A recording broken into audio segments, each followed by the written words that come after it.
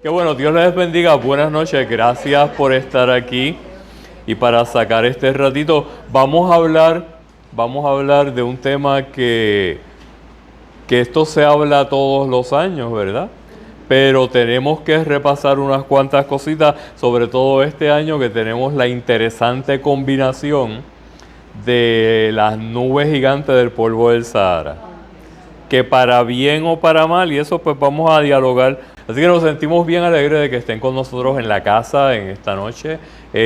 Antes de comenzar, pues claro, queremos presentar esta actividad ante nuestro Señor y es por eso pues que los voy a invitar a que inclinemos nuestros rostros y elevemos una oración de gracias a nuestro Dios. Gracias, Padre, porque nos permites estar nuevamente aquí.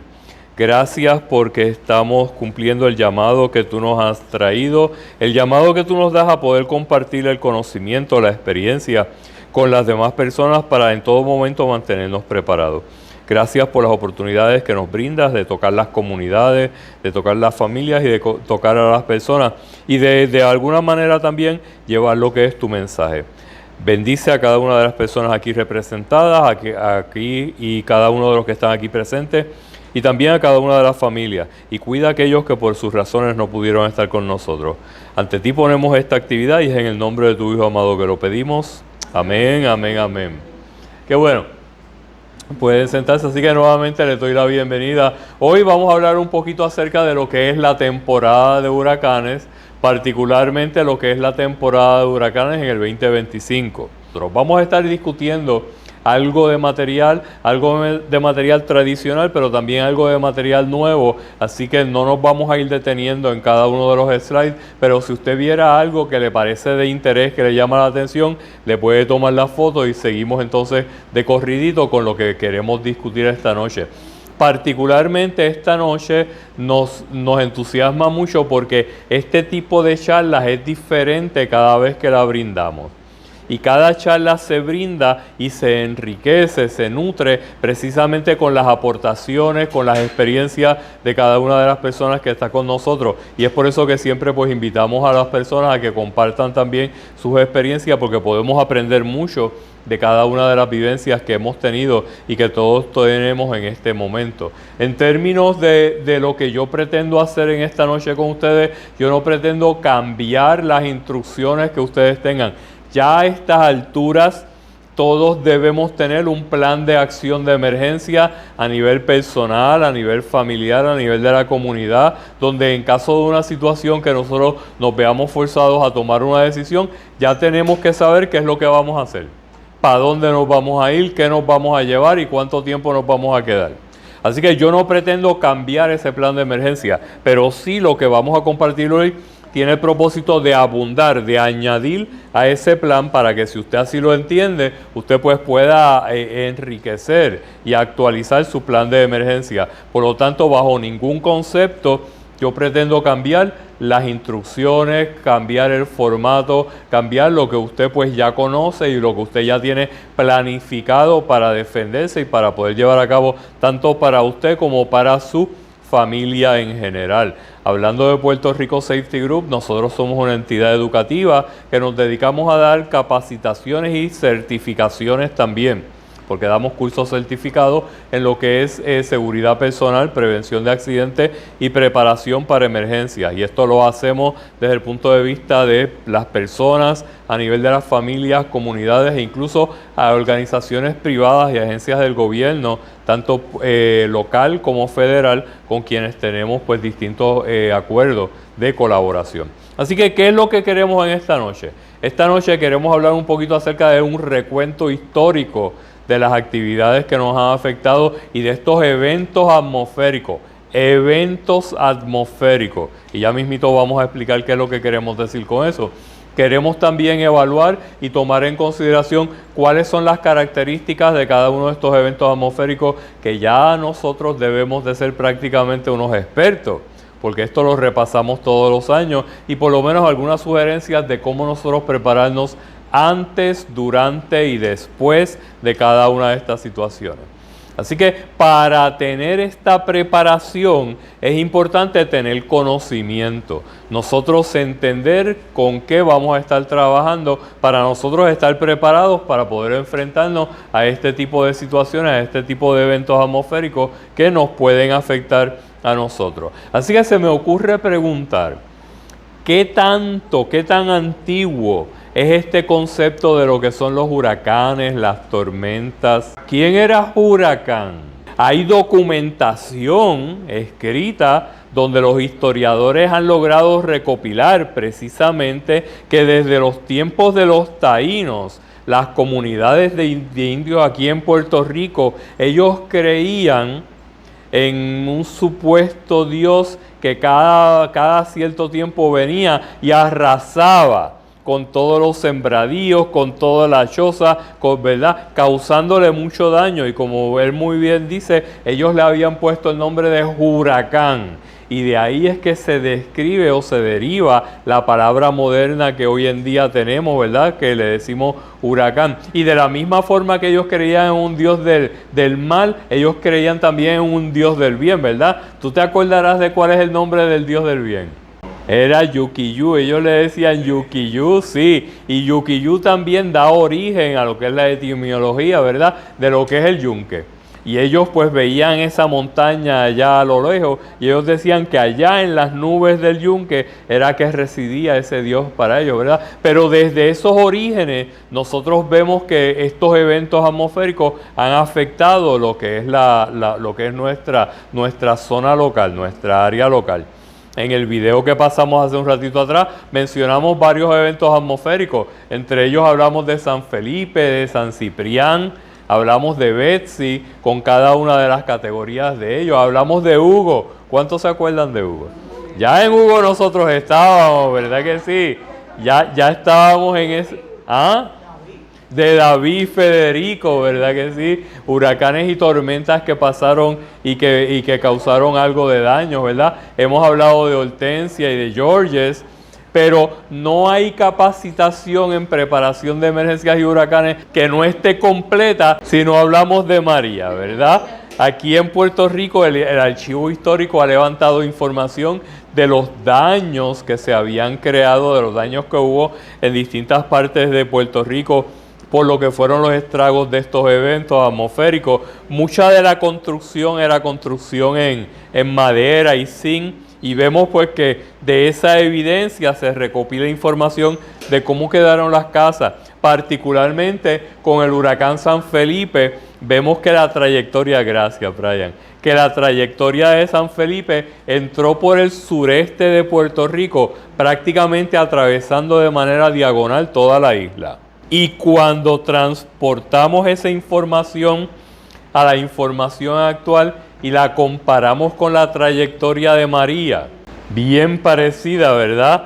Vemos entonces que tanto en aquel entonces San Felipe como la de María hoy en día arroparon toda la isla. De hecho, cuando el tiempo de María, y uno dice ya para el tiempo de allá de María, es importante que entendamos que en ese momento teníamos una actividad ciclónica bien activa en lo que era el área local.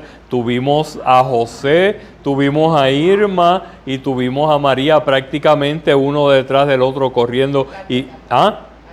Y Katy también, que estuvo también moviéndose en el área del Golfo de México en aquel entonces, y pues dado pues por unas características ciclónicas y por unas características atmosféricas que los distinguieron y que propiciaron que se diera ese tipo de eventos en ese momento. Por lo tanto, vamos a hablar de qué es un huracán, cómo definimos un huracán.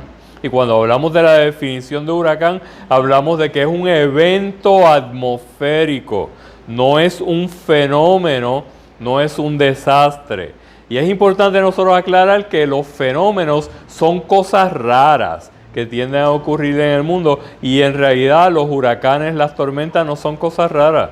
Eso es de todos los días, eso es de todos los años, y eso es parte de la naturaleza.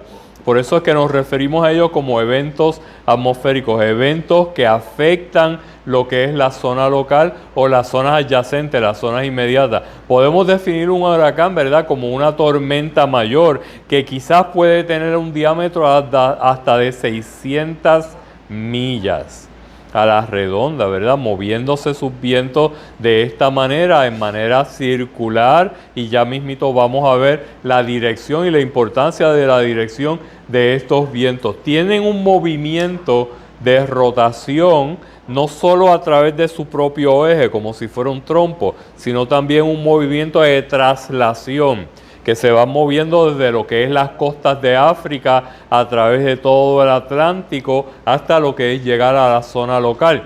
Pero también los vamos a ver en otras partes del mundo y tienen una tendencia a desarrollarse entre 7 a 10 días.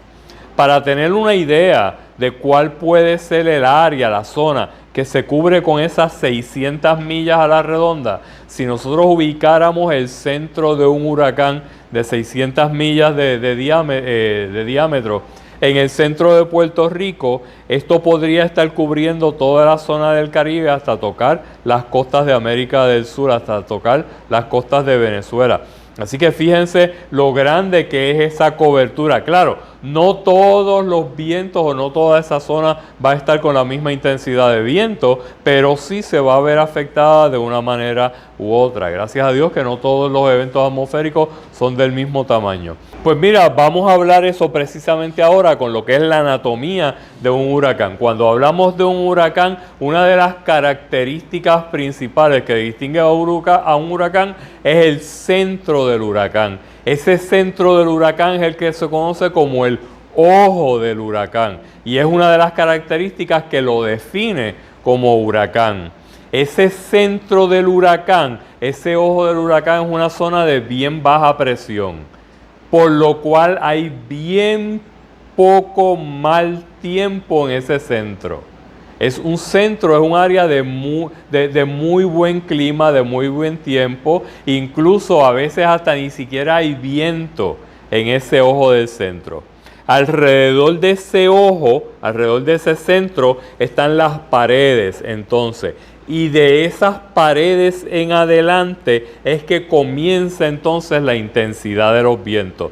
Desde una concentración mayor hasta disiparse a lo más lejos o el área más lejana de lo que es ese movimiento de rotación. Así que los vientos van desde el centro más fuerte, más concentrado, hasta lo que es el área que es más distante. Es como cuando tú mezclas un vaso de leche con Quick y tú le das vuelta y le das vuelta y le das vuelta. Tú ves que en el centro, cuando tiras una bola o una piedra en el río, en el agua, en un lago, en un charco, que tú ves que las ondas se van moviendo más intensas desde el centro hasta más disueltas, ¿verdad? Más lejas a medida que se van alejando. Es igual, los vientos van desde más concentrado hasta más lejos. Y obviamente, entre más lejanos sean, pues entonces es menos lo que son esas bandas, precisamente de lo que trae mucha lluvia.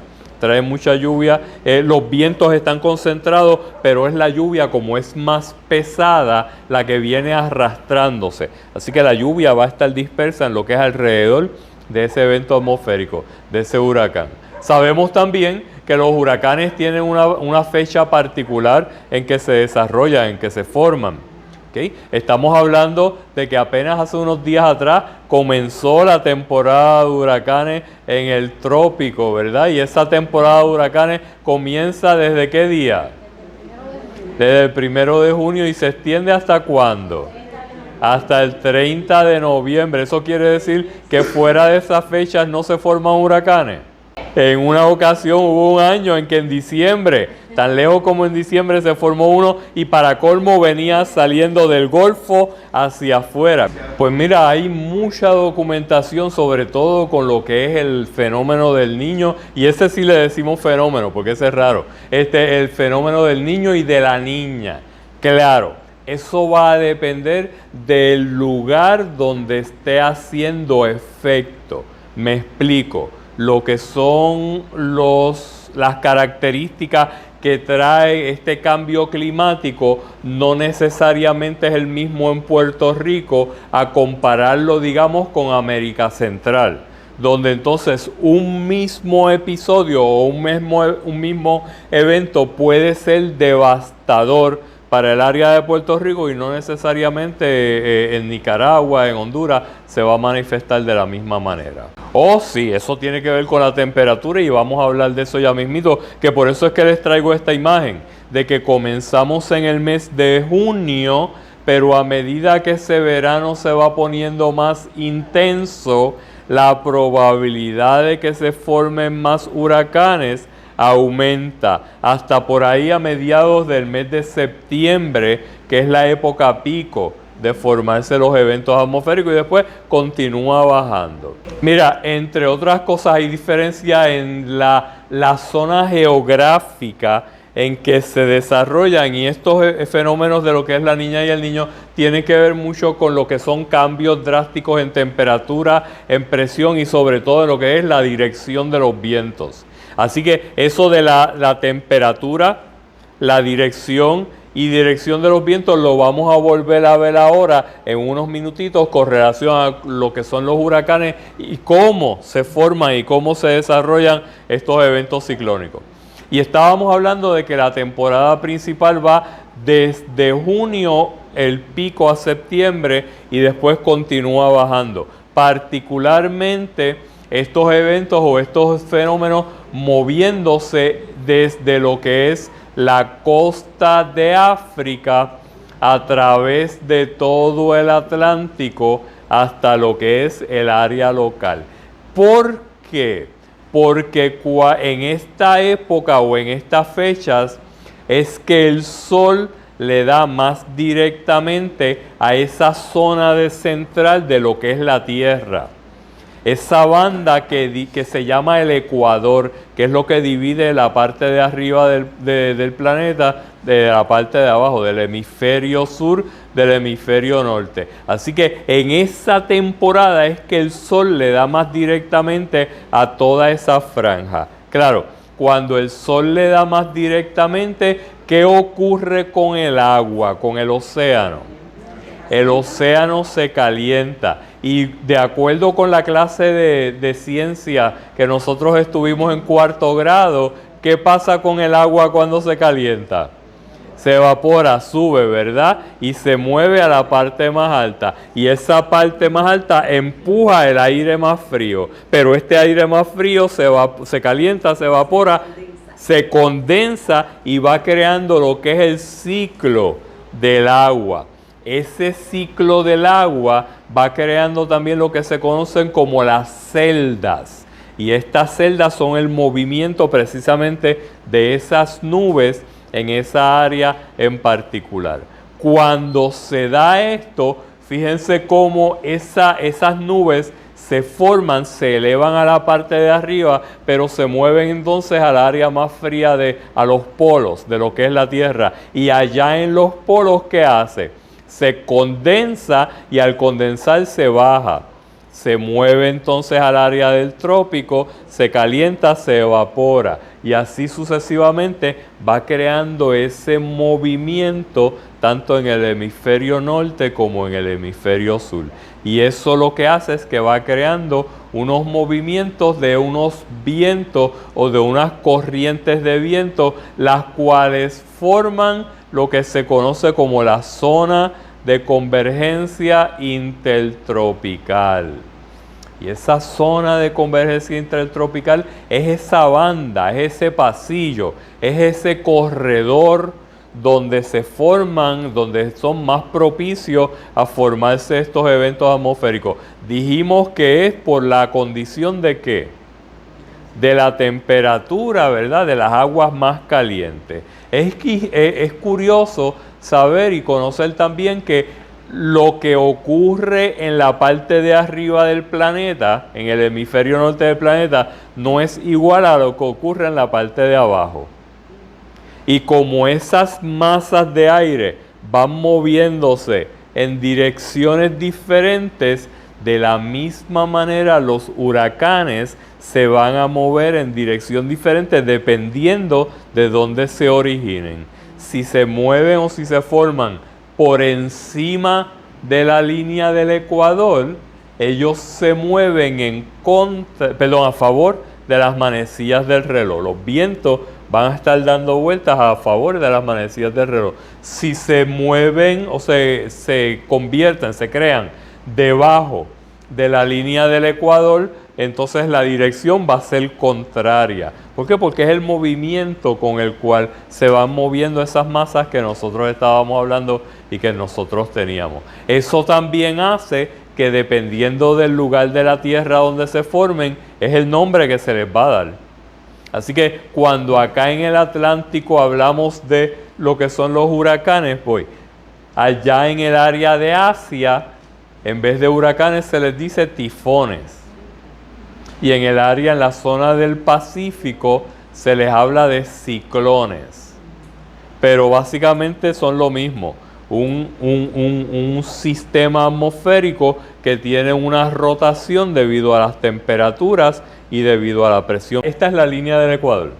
Así que esta es la curvita de la Tierra, la cara de la Tierra que coge el Sol más directamente, porque debido a la forma del planeta es lo que más próximo está al Sol. Y si tú te fijas, eso precisamente es lo que forma esa franja o esa zona de convergencia intertropical, que es lo que se calienta y lo que va haciendo que las nubes se vayan moviendo de esa manera.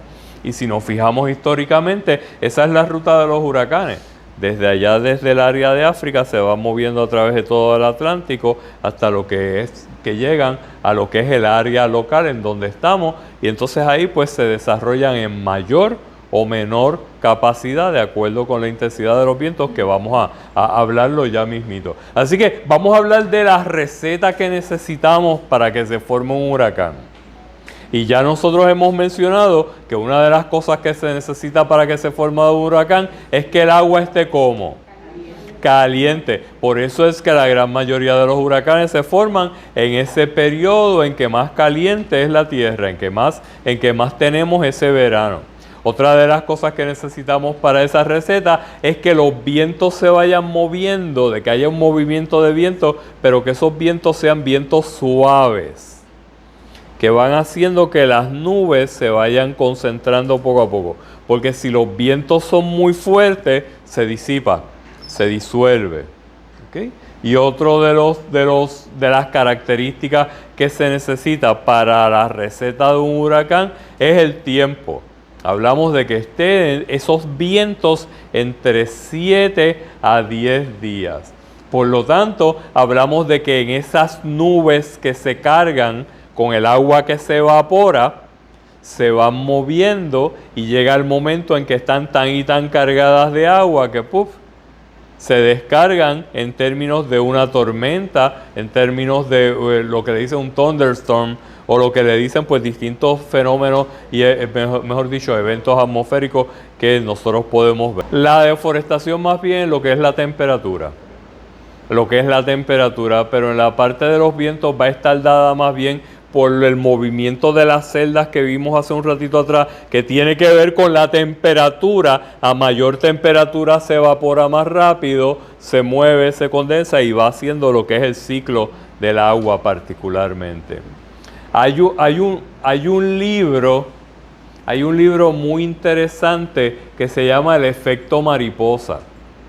Y el efecto mariposa, dentro de las cosas que establece el libro, establece que allá en África una mariposa se posa en una rama y al posarse en la rama esa hoja se cae. Esa hoja, mientras se va cayendo, altera lo que es el movimiento del viento, el cual va creando una ráfaga. Esas ráfagas se van creando y se van desarrollando hasta que crean entonces una tempestad. Esa tempestad se concentra en una temperatura mayor y crean, para hacer la historia larga corta, un huracán.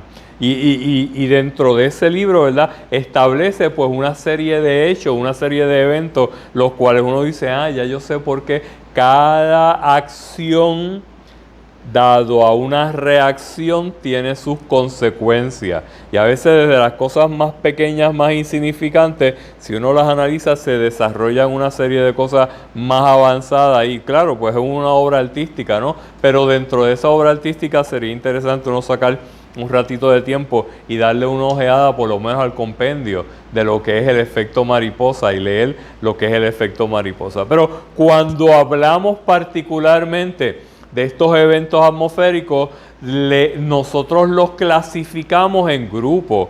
Decimos que es más grande, más intenso, menos grande, más pequeño, y eso se lo debemos a dos científicos que fueron los que, basados en unos estudios, ellos desarrollaron lo que es la escala para medir la intensidad de los huracanes. Tanto este meteorólogo de nombre Robert Simpson como el ingeniero Herbert Saffir, ellos desarrollaron lo que es la escala Saffir-Simpson. Y esta escala Saffir-Simpson lo que hace es que clasifica los huracanes en distintas categorías de acuerdo con la velocidad de los vientos. Así que hablamos que hasta unas 74 millas por hora, ya cuando llega a unas 74 millas por hora, es considerado de ahí en adelante un huracán. Pero un huracán suave, tranquilo, un huracán tipo 1 o categoría 1, donde puede hacer algo de daño, y a medida que va aumentando la velocidad de los vientos, va cambiando la categoría hasta la categoría que hasta ahora nosotros conocemos, que es la categoría número 5. Un huracán número 5 que comienza con 157 millas por hora, pero no le ponen límite o no le ponen final. ¿Por qué? Porque en realidad no hay instrumentación ahora mismo que se aguante unos vientos de 200, de 300 millas por hora, y lamentablemente por eso pues no se puede documentar a ciencia cierta lo que es un viento de más de 200, 250 millas por hora, ¿okay? Con una categoría tan grande como esa. Sin embargo, esta categoría se ha ido modificando y no solamente se basa en lo que es la velocidad de los vientos. Y ahora vemos que a esa categoría o esa escala de Saffir-Simpson se le añade lo que es la marejada, lo que son las oleadas, porque dependiendo también de cuánto oleaje haya, es también la magnitud, es también la clasificación que se va a establecer para este tipo porque a medida que el viento va soplando, va empujando el agua para que vaya entrando tierra adentro. Así que es un factor adicional que nos ayuda a nosotros a determinar la categoría de un huracán. No solamente lo que es la velocidad de los vientos, sino también la marejada, lo que le decimos la marejada ciclónica, o lo que es el oleaje. ¿Okay? Así que cuando hablamos de huracán, si nos fijamos en esa escala, los huracanes, ¿cómo te diría? Nacen siendo huracanes desde el principio. Sí, el factor o el criterio principal es la velocidad del viento, porque la velocidad del viento es la que va a activar el oleaje. O sea, el oleaje se da porque el viento, ya sea en mayor intensidad o en menor intensidad, va a levantar unas olas más o unas olas menos pequeñas. Así que el criterio principal es el oleaje. Así que entonces hablábamos de que estos huracanes se crean ya o se forman como huracanes per se. No, en realidad no. Y esto es ley de vida. Estos huracanes, estos eventos atmosféricos se originan como una depresión. Y es lo mismo que nos pasa a nosotros. ¿Cómo nosotros definimos una depresión? ¿Cómo están nuestros sentimientos en una depresión? Oye, estamos regados, ¿verdad que sí? Y así mismo es una depresión atmosférica, es un reguero de viento, ¿sí? No tiene para dónde ir, cualquier empujón lo puede desatar y puede hacer o que se disipe o puede hacer que se fortalezca. Empuja el agua, sí, empuja el agua para crear el oleaje, sí. Sí, eso es cierto, pero sí, son eventos atmosféricos que se dan en las etapas altas de la atmósfera, eso es correcto, sí. Bien, así que entonces hablamos de que ese tipo de eventos o ese tipo de depresiones son precisamente eso, un reguero de vientos, trae mucha lluvia, está bien desorganizado. Si nosotros fuéramos a ver desde el punto de vista de un satélite, ¿cómo se vería una depresión? Una depresión se vería así, como un montón de nubes, con lluvia, no hay organización, se puede bajar la intensidad, pero es lo que le dicen los científicos, es un sistema que no está organizado. Así definimos una depresión, no está organizado. Una vez esa depresión empieza a organizarse, comienza a ganar algo más de velocidad en los vientos, pero todavía no tiene un movimiento de rotación definido. Ya está más concentrado, ya está más ubicado, ya se va moviendo y es cuando nosotros le decimos una tormenta tropical. ¿Siempre se organiza o no necesariamente? No necesariamente. Todo va a depender de qué. ¿Y ese empujón se lo da quién? El calor, la temperatura. Así que puede estar organizándose, puede esa depresión empezar a concentrarse en un área de mucho calor y eso va a fomentar a que se organice. Pero puede que se dé en un área que no haya tanto calor o que los vientos sean fuertes y como los vientos son fuertes, se desbanda, se desconcentra. Claro, tú pones una olla de pasteles a sancochar y tú la pones a fuego lento. ¿Y cuándo van a estar esos pasteles?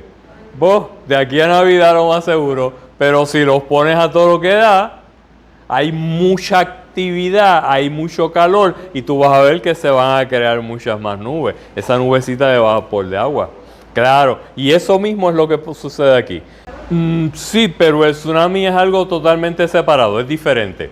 El tsunami se da particularmente cuando tú tienes, y esto pues es tema de otra charla, ¿no? Pero cuando tú tienes cuando tú tienes unas placas tectónicas, que hay un desbalance en ese movimiento de las placas tectónicas y esa masa de agua, entonces tiene que compensar el vacío que se crea. Y entonces es que se crea lo que es un tsunami. Pero en este caso, no. Hay mucha gente que estaban comentando de que en María en determinado momento se pudo haber creado un tsunami. No hay una evidencia formal y fundamentada de que haya sido un tsunami, porque la gente lo decía por la cuestión del agua entrando en las costas y eso, pero en realidad era más bien marejada ciclónica, no tanto definido como tsunami. Tsunami es una condición, algo bien diferente, algo bien distinta, que no tiene que ver necesariamente con lo que es un huracán, un evento atmosférico como este. Eso es así, en las placas tectónicas, eso es correcto. Saludos, Dios te bendiga, pastor, qué bueno que estás con nosotros. Y entonces podemos hablar de que si después de esa tormenta tropical ahora comienzan esos vientos a organizarse, ahí entonces los podemos llevar a lo que es un huracán categoría tipo 1, ¿verdad? Donde lleva de 74 millas por hora. Todavía no hay un centro definido, pero sí hay un movimiento de las nubes alrededor de lo que puede ser esa concentración mayor de presión. Ya de categoría 2 en adelante, igualmente, los vientos pueden subir hasta casi 110 millas por hora. No necesariamente se va a ver un ojo, como podemos ver en un categoría 3. Donde en un categoría 3, una de las características principales es precisamente la formación de ese ojo. Y la formación de ese ojo, donde dijimos que en ese centro, en ese ojo, hay buen tiempo. Hay una baja presión, pero hay buen tiempo, hay buen clima en ese ojo. Es lo que allá en el campo le decían la virazón. La virazón es cuando venían los vientos todos de un solo lado, y esas son las bandas que van dando en esa dirección, y de momento todo hacía y se calmaba. Y la gente decía, wow, mira, se acabó, qué bueno, vamos para afuera. Y cuando todo el mundo salía para afuera, entonces venían los vientos en dirección contraria, porque era entonces precisamente las bandas de viento del otro lado del evento atmosférico. Por eso es que le decían allá en el campo la virazón. La virazón. ¿Okay? Ya de categoría 3 en adelante comienza a definirse, comienza a formarse un ojo con una pequeña o con una baja presión. En categoría 4 definitivamente ya tienes un movimiento de traslación, tienes una cobertura mucho más amplia, tienes una cobertura mucho más grande, casi 156 o sobrepasando las 156 millas por hora, hasta que tenemos entonces el protagonista de la película, el categoría 5, ¿verdad? Para tener una idea de cómo las distintas categorías pueden hacer distintos tipos de daño, vamos a ver este visual, donde a medida que van aumentando los vientos, en un categoría 1 se pueden desprender ramas, hojas, árboles. Ya en un categoría 2 es el impacto de esas ramas puede desprender partes del techo. En un categoría 3, para los techos frágiles de madera, definitivamente no los aguanta. De categoría 4 en adelante, pues ya sabemos que el daño es devastador. El daño es bien avanzado. Oh sí, hasta que tenemos un categoría 5, ¿verdad? Que ese arrasa y lo vimos sobre todo en el área del Yunque. Después de ese María, ¿verdad? Cuando vimos el área del Yunque. Es un huracán pequeño. De 74 millas por hora en adelante, los vientos, ya es un huracán pequeño. Sería una tormenta. O más que una tormenta, la tormenta está por debajo de 74. A lo que me refiero es El tamaño. el radio que pueda abarcar. No es una característica de que defina un huracán categoría. Que puedo tener un huracán de categoría 5, pero que el radio sea pequeño. Que esté compacto, que esté pequeñito, pero que está soplando a como es. Y uno de un huracán de categoría 1. Muy amplio, claro que sí, eso es correcto. Pero va a estar definido no por el tamaño que cubra, sino por la velocidad de los vientos y un fenómeno adicional o un criterio adicional que añadimos, además de la velocidad, ¿es cuál? El oleaje. El oleaje, lo que es la marejada. El radio y cuál es la trayectoria que tiene ese centro, porque dijimos que en ese centro es que van a estar los vientos más concentrados. De nuevo, pensando en el vaso de leche con Quick, que el remolino que tienes en el medio, o pensando en la piedrita que le tiramos en el charco, que la fuerza, la intensidad está en el centro y se va disipando a medida que se va alejando de lo que es el centro. Porque entre más tiempo se mantenga en el desierto. Claro, eso ya es un poquito más avanzado. Tú tienes lo que son las distintas capas, tú tienes una depresión que puede ir empujando un evento de mal tiempo, o lo que le dicen una baja presión o una alta presión, y un sistema puede afectar al otro, dependiendo de lo que es la temperatura que lleve cada uno de ellos y demás. Sí. Y lo hemos tenido muchos que se van acercando, y a medida que se acercan, de momento, ¡puf!, desaparecen. Pero de la misma manera, sí, el año pasado tuvimos a Beryl, que en cuestión de días se formó de categoría 2 a categoría 4 en menos nada. No pasó por el área local, no pasó por Puerto Rico, pero pasó por el área del Atlántico. Y en cuestión de días también cambió radicalmente lo que es la trayectoria y la intensidad.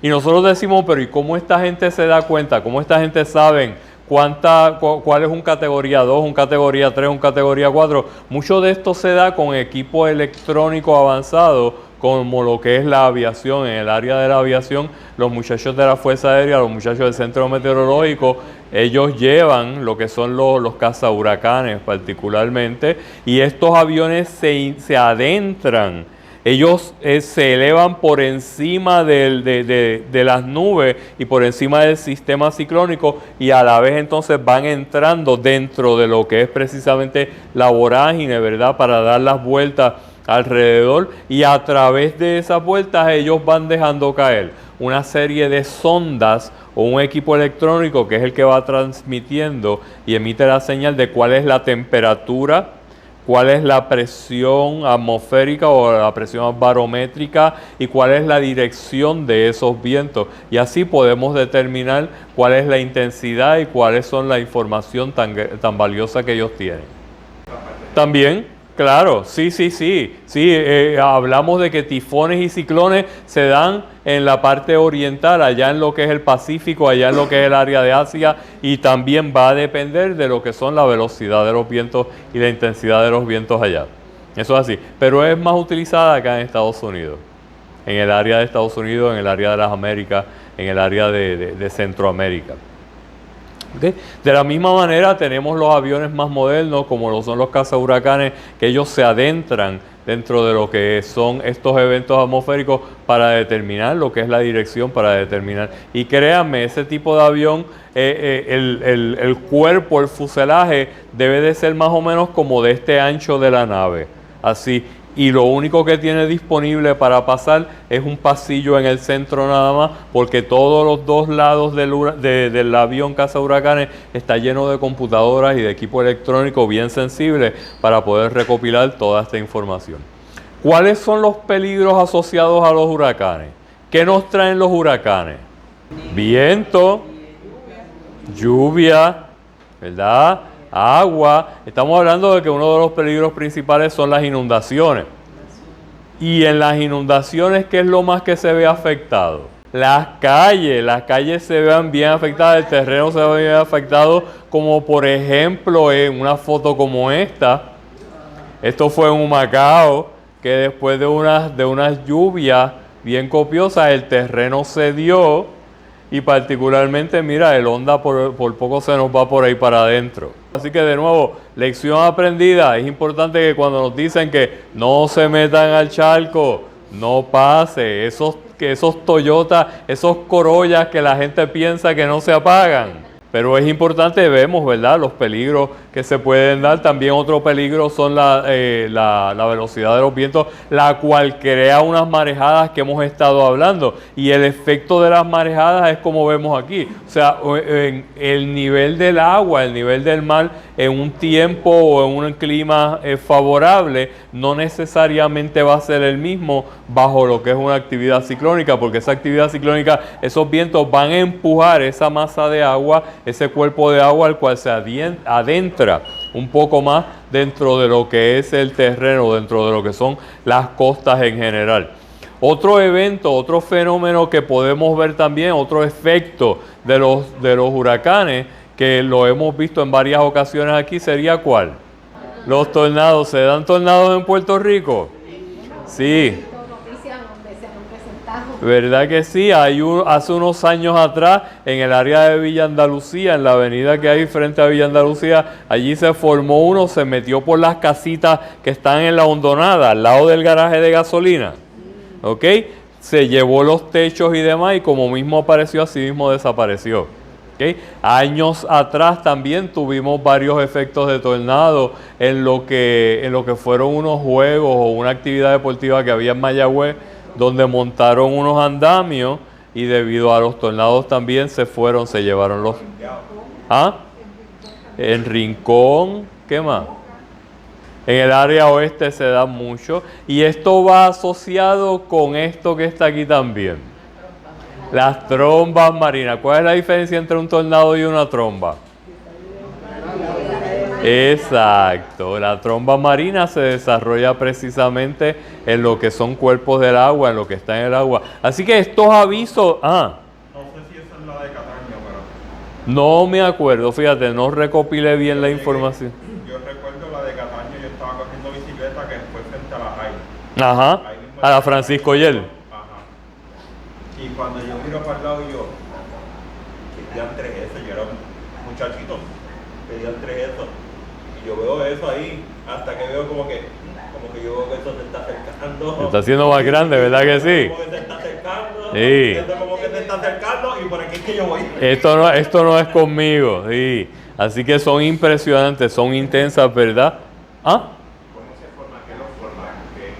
Igualmente, lo que es concentración, lo que es dirección del viento, en este caso, como se está formando en el agua, tiene ese efecto de succión, recoge mucho particulado y recoge mucha humedad, recoge mucha agua. Y si el agua está caliente, sabemos que eso es alimento para lo que es precisamente esa formación de ese movimiento cíclico, que es el que se da para desarrollarse. Así que, sea como sea, es importante que nosotros estemos pendientes de lo que son los avisos, ¿ok? Ya cuando estamos hablando de lo que son las alertas o las vigilancias, es el momento de empezar a hacer los preparativos, de estar verificando alrededor de la casa, alrededor de las estructuras, qué escombros hay, qué necesita fortalecerse, qué necesita recogerse, no esperar a lo que es el aviso. Ya cuando se da el aviso, ya es prácticamente inminente. Son 36 horas con anticipación que nos están avisando de que ya ese evento atmosférico viene. Así que ya es importante tener el equipo para uno moverse, tener los materiales para nosotros salir y poder, en caso de una emergencia, poder desalojar efectivamente. Porque son impredecibles. Porque son impredecibles. No te van a garantizar el que se vaya a tardar 36 horas. Puede acelerar como puede disminuir. Como puede disminuir, claro. Pero es importante uno hacer caso a cada una de esas alertas, de esos sistemas de alerta que se dan. Y hoy en día los conocemos mucho más fácil. Los tenemos en el celular. De cada rato nos suena la alerta. Yo me acuerdo que en aquellos tiempos, nosotros para enterarnos de la ruta de un huracán teníamos que ir a Grand Union a pedirle el mapa de trayectoria de huracanes para volver para casa y estar pendiente de las noticias cuando dieran la latitud y la longitud. Y si se nos pasaba un noticiero, nosotros decíamos, me lo perdí, ¿verdad que sí? Así que, pero ya hoy en día tenemos herramientas más aceleradas, tenemos prácticamente esto al alcance de la mano, de la misma manera que tenemos los nombres que están proyectados para esta temporada. Todos los años se hace un listado de nombres diferentes. Vamos a ver a quiénes tenemos que... ¿Tendremos que preocuparnos por alguien de aquí? En huracanes en agenda, sí. Para este año, sí. Son muchos. Y créeme, ha habido años en que se han agotado todos y han tenido que comenzar con los nombres del alfabeto en latín, en griego, con las letras en griego. Porque recuerda, no todos van a pasar por Puerto Rico. Hay unos que quizás, Erin, por ejemplo, que se forme Erin y nosotros nunca nos enteremos, pero pasó por el sur del área del Caribe. O por el Golfo de México. Por ejemplo, cuando es una tormenta o cuando es una depresión, ellos no le ponen nombre todavía, pero sí le ponen la Inves 95L. La Inves es un sistema de investigación, pero el nombre se le pone de huracán en adelante, de categoría 1 en adelante. De la misma manera que en este listado de nombres tú no vas a ver que diga Hugo, o que diga María, o que diga Irma. Porque los que han causado gran estrago, ellos los eliminan y no los vuelven a repetir. A ver, sí, los castigan por haberse lucido. Le dicen, no cualificas para el año que viene. Sí, exacto. Así que esos nombres de eventos que han sido impactantes los sacan. Sí, de hecho, es importante ver también lo que son las estadísticas y para este año, bueno, todos los años dicen que va a ser una temporada activa, pero eso lo sabemos, todos los años siempre hay eventos. Si nosotros nos ponemos a crear una estadística en los últimos años de cómo han ido moviéndose esas comparativas, ¿verdad? Este año hay una gran probabilidad, comparado con el año pasado había 85, este año dice que la probabilidad de que se formen es de un 60%. Claro, recuerda que probabilidad es que puede que sí o puede que no, pero de la misma manera también nos habla de que se esperan entre 13 a 29 tormentas, que de esas tormentas se conviertan en huracanes de 6 a 10, y de nuevo que no necesariamente los vamos a ver, pero que de esos 6 a 10 puede que 3 a 5 sean mayores. Así que de nuevo, eso son expectativas, y fíjense que eso nos permite compararlo con años anteriores, años que eran más intensos, años que fueron menos intensos, a partir del 17, que fue cuando tuvimos la visita de Irma y María en el área local. Por lo tanto, con esa información, ¿cómo nosotros nos preparamos antes? ¿Cómo nos preparamos durante y después? Excelente pregunta, y mira, eso es algo que es bien interesante, es bien nuevo, y gracias a Dios por esa tormenta del polvo de Sahara. ¿En serio, Elías? Pero si mira cómo yo estoy de asma con esa tormenta del polvo de Sahara, pero esa tormenta del polvo se va moviendo, y esa tormenta de polvo se mueve debido a ¿qué? ¿Qué la está empujando? Los vientos. Por lo tanto, estos vientos fuertes que mueven ese tipo de nube son vientos alisios, pero son los vientos que hacen que las probabilidades de una tormenta y convertirse en un huracán se disipen, porque son vientos fuertes que hacen que esa concentración de vientos se disipe. Aparte de todo, esa capa crea esa nube crea una capa, haciendo que la temperatura del agua sea como más fría. Por lo tanto, como la está tapando esa nube de polvo del Sahara, el agua está más fría y no es propensa precisamente a crear lo que es el ciclo de la evaporación del agua. Así que entonces no está garantizado, pero podemos relacionar que este evento del polvo del Sahara puede minimizar en algo la formación de eventos atmosféricos severos. Sí, hay estudios que han determinado lo que es la formación de los polvos del Sahara. Yo no soy meteorólogo ni nada por el estilo, pero sí hay unos eventos que se dan precisamente en lo que es el desierto, que levantan estas nubes y que crean un particulado que hace que se eleve de esa misma manera. Yo te prometo para la próxima vez abundar un poquito más y crear y hablar un poquito más de lo que es el efecto del calentamiento global con la formación del polvo del Sahara. Sí. Lo que son las tormentas de arena. Las tormentas de arena que crean una elevación de este particulado y se forma y se concentra de esta manera. Sí. Prefiero las tormentas de polvo de Sahara antes de Bueno, pues entre Guatemala y Guatapeor hay que negociar. Yo sé que ya Edith sacó el pompazo de Proventil de ella, porque hablamos del polvo del Sahara. Ella dijo, se me olvidó que tengo fatiga, espérate. Pero es parte, o sea, una cosa va compensada con la otra. Pero sí se está desarrollando una relación entre lo que es la formación de eventos ciclónicos y lo que es el precipitado de polvo del Sahara. Pero eso está en pañales y se está desarrollando. Pero, O sea que entre los dos eventos hay que tener cuidado y hay que cuidarse.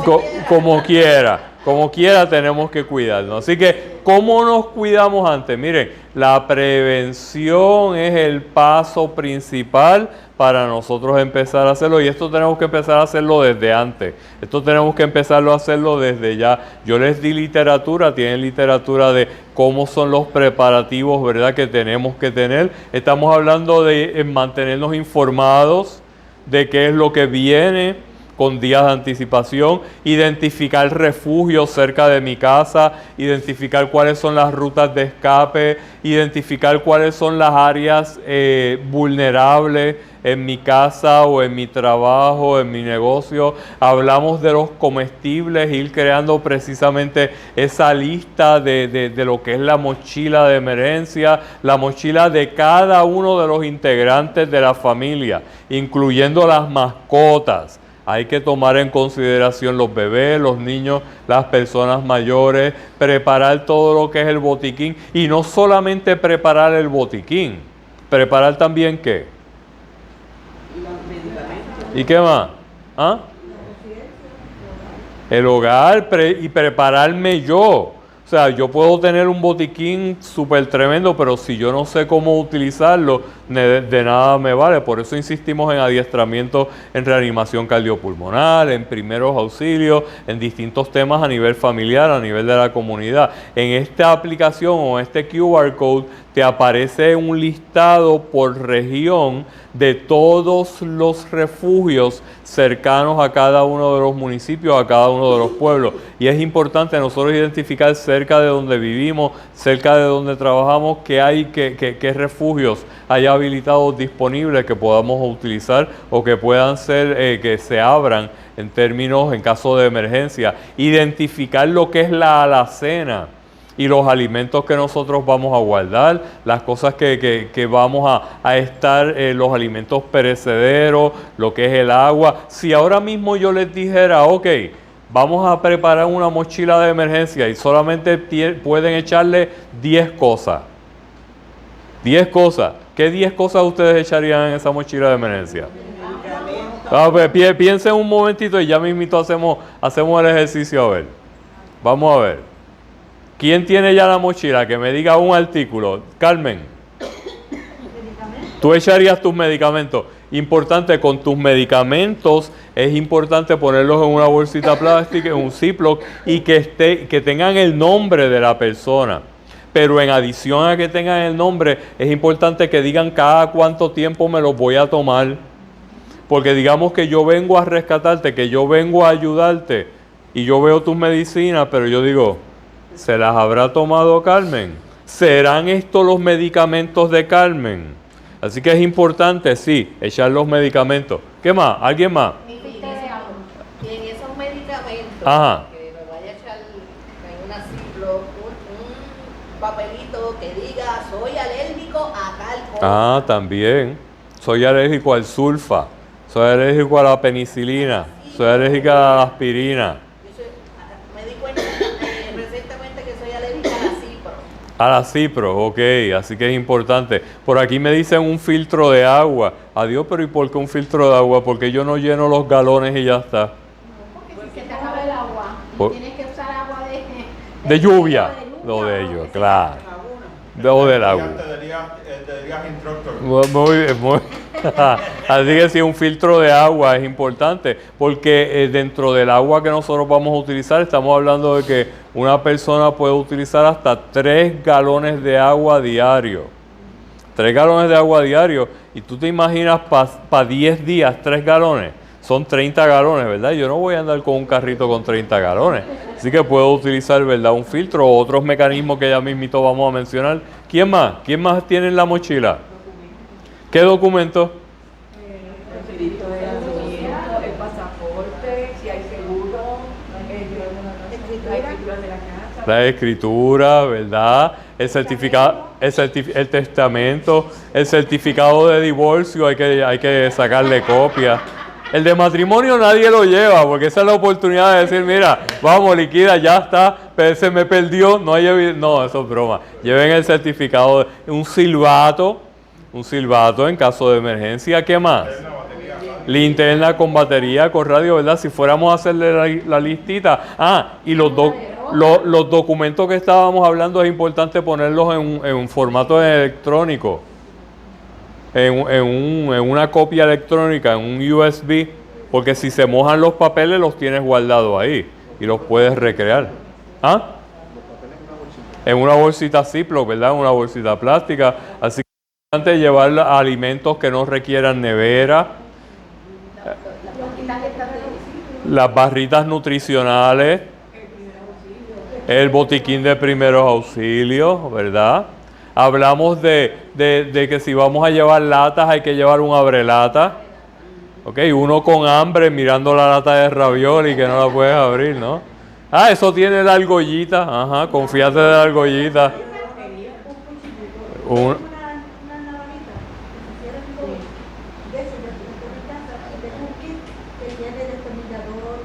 Las multiherramientas, los multitool. Las comidas militares que son muy buenas, por favor, si alguien tiene, me puede comprar. Sí, un chaleco reflectivo. Ajá. No se recomiendan luces de bengala. Las barritas esas, los glow stick, que uno los parte y brillan en la oscuridad. Eso es mucho más seguro que una luz de bengala. La luz de bengala es muy peligrosa. Así que también les incluí por ahí en los documentos que les dimos un listado del equipo que ustedes pueden considerar para hacer su mochila de emergencia. En términos del agua, es importante que si usted no tiene un filtro, usted pueda también entonces prepararse para echarle clorinar el agua, ¿ok? Para poder desinfectarla. Y esta tablita les dice más o menos por cada cuarto de agua, mira, con 2 gotitas de cloro, tú puedes clorinar, ¿verdad? Lo que es el agua, siempre dejarla clorinar, siempre dejarla que se asiente un poquito para entonces poder consumir. Lavanda, por favor. Ah, sí, ¿por qué? Por los químicos adicionales. Por los químicos, ¿sabes? Porque te pones a echar cloropopurrí, lo que vas a tomar es Hawaiian y cosas así. Hay unas pastillitas de yodo que también se utilizan, pero esas son un poquito más complicadas. Pero el cloro es bien efectivo. Ok, así que esos son los preparativos antes de lo que es el huracán. Durante el huracán, ¿qué debemos hacer durante el huracán? Pues mantenernos a salvo, ¿verdad? Olvidarnos de esto. Y no salir a la calle. ¿Ah? Ese es el de las noticias, ¿verdad? Muchas veces pensamos que no me va a pasar, y sorpresa, vamos a tener susto, vamos a pasar susto. Es el momento de mantenernos a salvo, de mantenernos adentro, de mantener la calma, no activar el generador eléctrico durante la tormenta. Eso lo dejamos para después que pase el evento. Durante el evento atmosférico no se debe de operar y mucho menos tirarte al patio a empezar a darle a los cables y al transfer switch o a darle al yoyo de la planta. O tratar de destapar, ese no es el momento para eso. Es importante mantenernos adentro, mantenernos a salvo y estar pendiente de las noticias, estar pendiente de lo que esté ocurriendo y de cuando nos digan que ya es seguro salir. Una vez termine el evento, una vez termine la lluvia, una vez termine el viento, hasta las iguanas salen a posarse en los palos, ¿verdad? Esa iguanita que se ve ahí. Es importante porque a veces con los vientos, las planchas de zinc pueden ser un arma mortal. Ahorita yo les voy a mostrar algo de eso para que ustedes vean lo peligroso de eso. Sí, sí, no, ella está cogiendo sol ahí en el medio de la palma, la iguanita. Sí, si lo cogen los chinos, olvídate, hacen un... ¿Qué es? No, una combinación de eso en ese momento no tiene precio, ¿verdad? Importante después de la tempestad seguir las instrucciones. Manténgase a salvo, no se exponga, no se ponga a hacer cosas, ¿verdad?, fuera de lugar, sobre todo si usted padece de diabetes o donde uno pues dice, pues eso fue un tajito nada más lo que me di, pero un golpecito para mí quizás no es lo mismo a un golpecito que se dé una persona diabética que está expuesta a un mayor riesgo.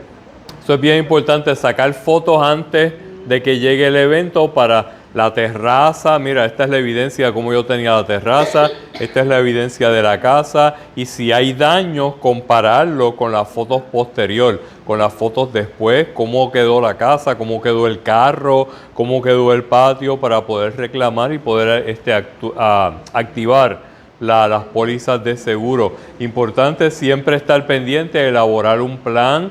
En caso de que usted tenga que desalojar, es importante también que usted cargue con sus suministros, con el equipo, con la lista que les compartí, que tenemos por aquí, de las cositas que usted debe de tener en consideración para usted y para los miembros de su familia, cada uno de los integrantes, incluyendo las mascotas. incluyendo las mascotas, que por eso es la listita, el documento que les incluí ahí, que es una lista completa, es el plan de acción de emergencia. Ese es el plan de acción de emergencia completo que nosotros debemos considerar y de donde nosotros podemos hacer uso de cada uno de ellos. En términos de los generadores eléctricos, aquellos que tengamos generadores eléctricos, es importante siempre tener un suministro de gasolina. La gasolina, mira, se la puedes guardar hasta 30 días sin que se le vaya lo que dicen el espíritu, ¿no? ¿Okay?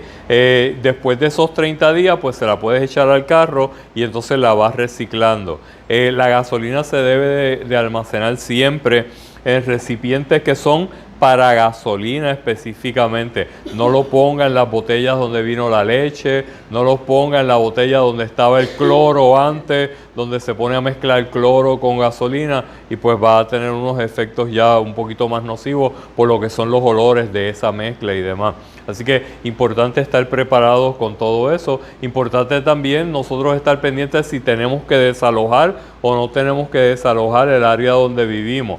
Para efectos de eso, el Departamento de Salud ha activado unos refugios que están alrededor de toda la isla, donde en esos refugios se están brindando los servicios vitales, los servicios básicos para cada una de las zonas que se vean afectadas.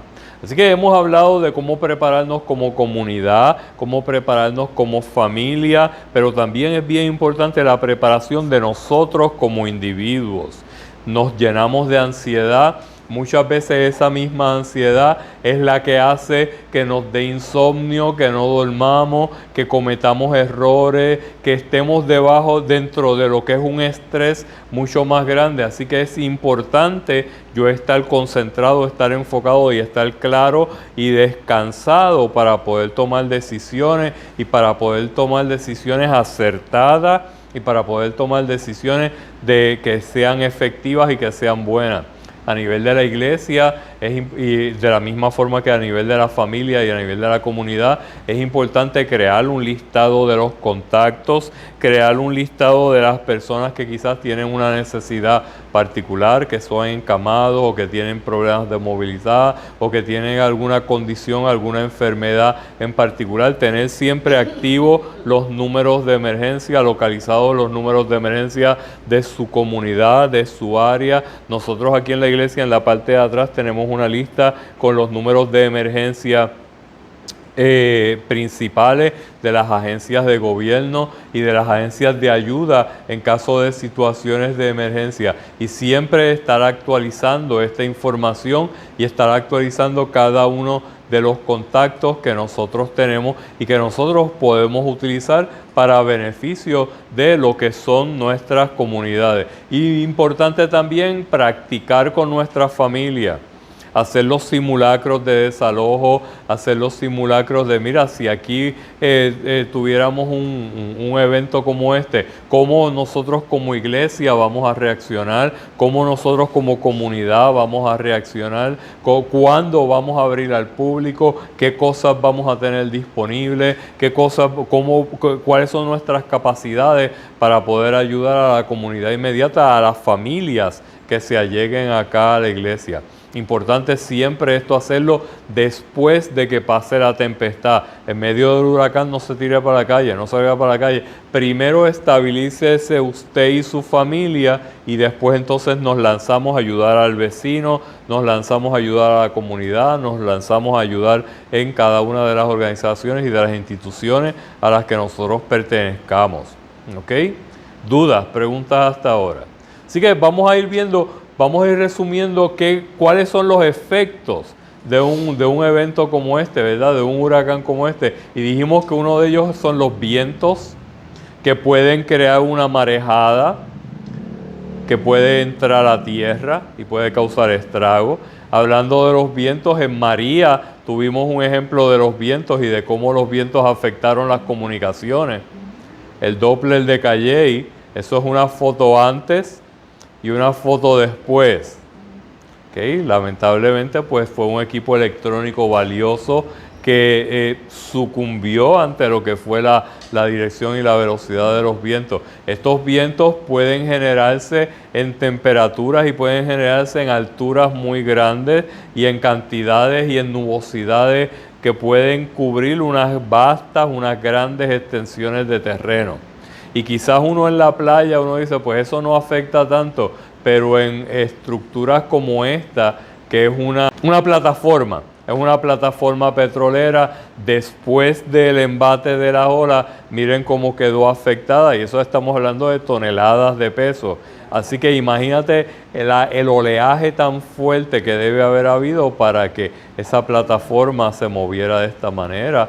Otro de los eventos que ya nosotros hemos visto, estamos hablando de las inundaciones, del peligro que hay en las carreteras, pero también ahorita mencionamos que estas inundaciones traen peligro a la salud. ¿Por qué a la salud? Mosquitos. ¿La qué? Leptospirosis, ajá. Infecciones, sobre todo recordamos que aquí en Puerto Rico el sistema de alcantarillados corre por debajo de la carretera, corre por debajo del subsuelo, todo lo que son esas tuberías sanitarias que en caso de inundación se van a desbordar y se van a mezclar con esas aguas, y si nos vamos a caminar descalzos, si nos vamos a caminar y nos damos un tajito, un golpe o algo, vamos a tener una gran probabilidad de que tengamos una bacteria, de que tengamos una infección. Así que es importante cuidarse, es importante no justificar la plaza de nosotros como en emergencias médicas, ¿verdad, Brian? Ahí mismo podemos ver un área. Ajá. Ahí hay, ya de antemano, yo puedo ver que ahí hay aproximadamente 2 pies de agua. Y en ese caso, algún objeto punzante no lo vamos a ver. Por eso es recomendable que si usted está caminando, en un charquito vamos a entretenernos, no, que es lo que hace todo el mundo. Sabe entretenerse a jugar con el agua, no. Puede haber objetos punzantes que no estamos viendo, que hayan caído, metales. Claro. Botellas, vidrio. Que va a haber en cantidad. Y eso la gente a la hora de querer salir a jugar con el agua no lo toma en consideración. Claro. Y ahí es que vienen consecuencias mayores. Animales, pueden salir animales porque se les inundan las guaridas. Hasta las culebras, imagínate. ¿Tú te imaginas que tú veas una culebra con una boca grande de una palangana de esa, de una alcantarilla y te trague?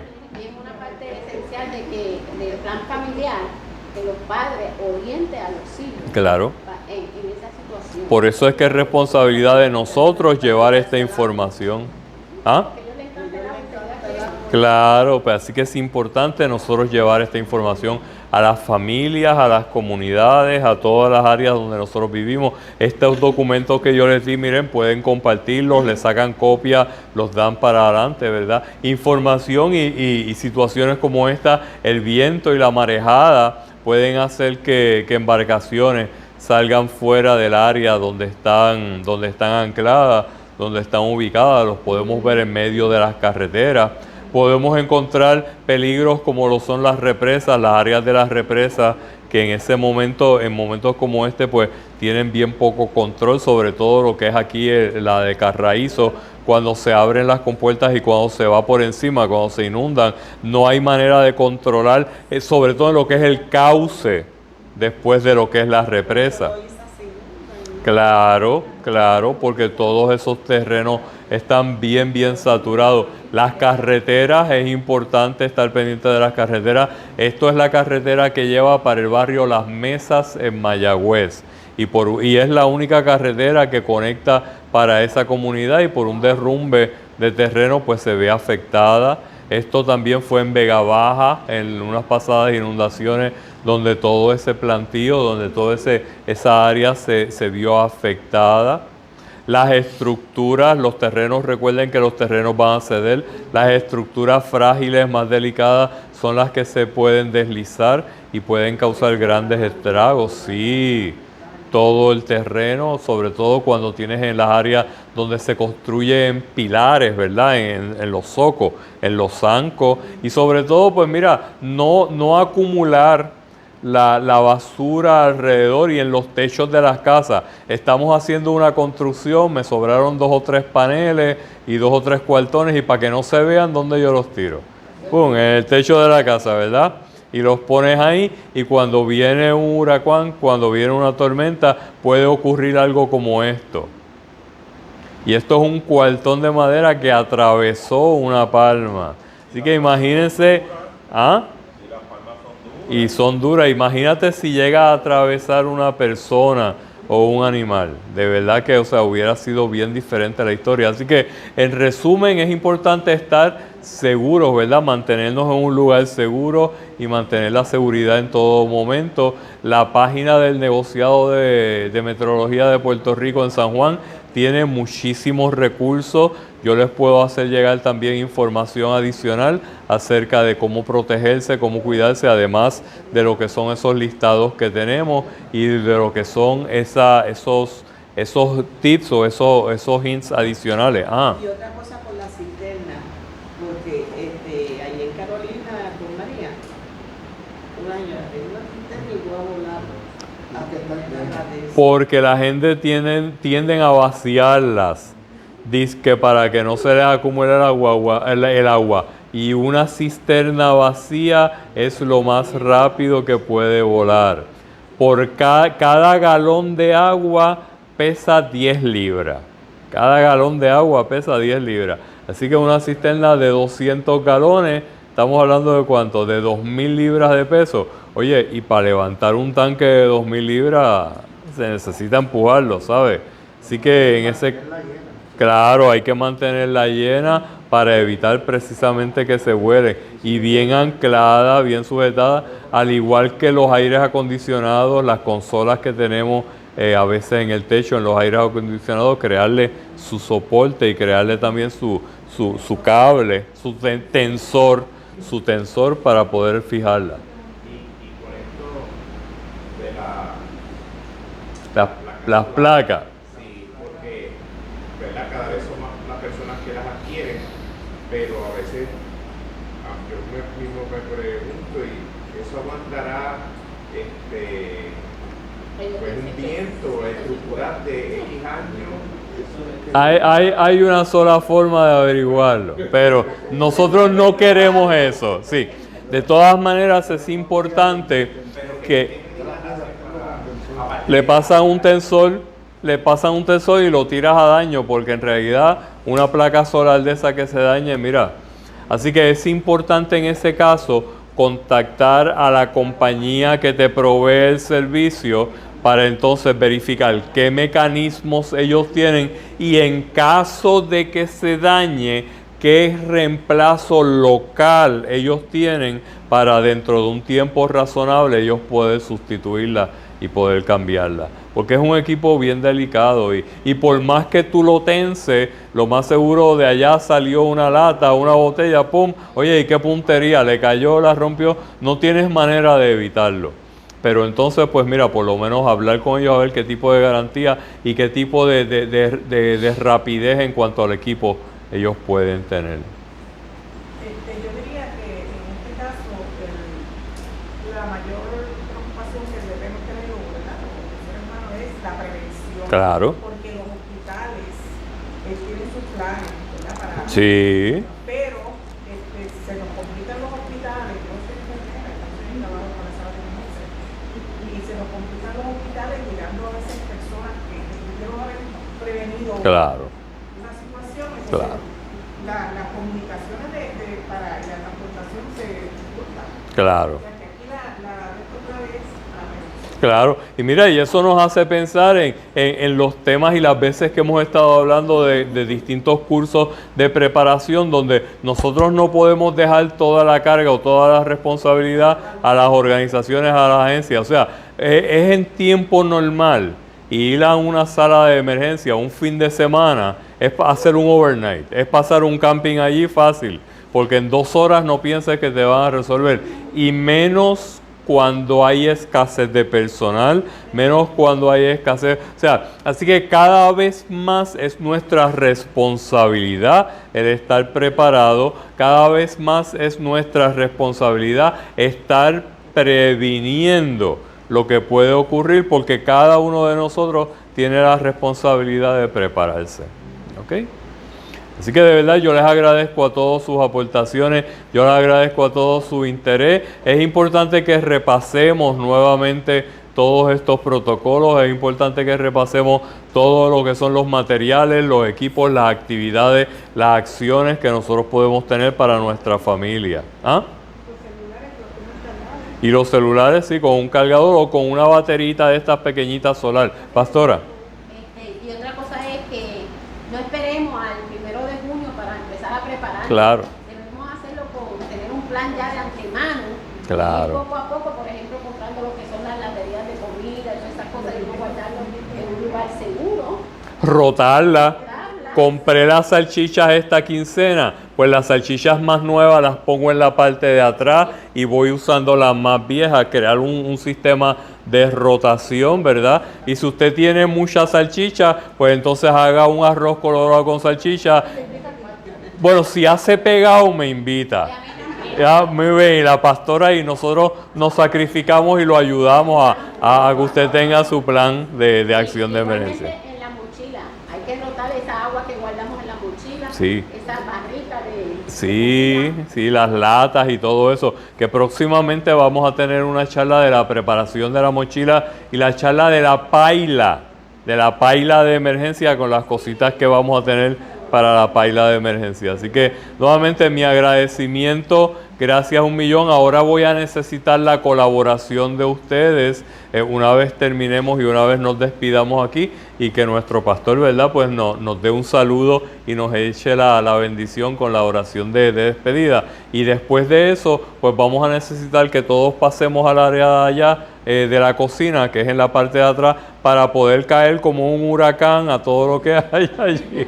Porque si no lo consumimos hoy, lo vamos a tener que guardar para el domingo y entonces lo vamos a tener que repartir en el domingo. Bien, pues nuevamente mi agradecimiento de parte de Grisel, de Marisela, de Brian, el mío propio y lo que es Puerto Rico Safety Group. Gracias a todos por su asistencia, por sacar este ratito.